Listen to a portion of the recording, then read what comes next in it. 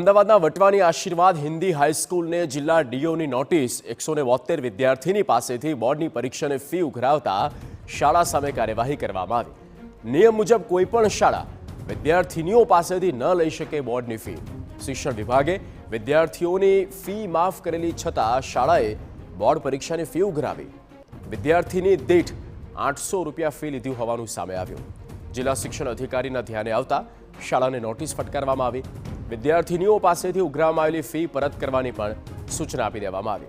વિદ્યાર્થીનીઓની fee ન લેવા DOA અન્ય શાળાઓને પણ સૂચના આપી છે।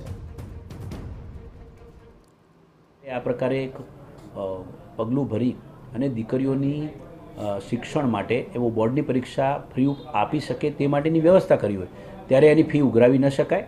તાત્કાલિક અસરથી આશીર્વાદ હિન્દી હાઈસ્કૂલના સંચાલક મંડળને નોટિસ આપી છે, ખુલાસો માગ્યો છે।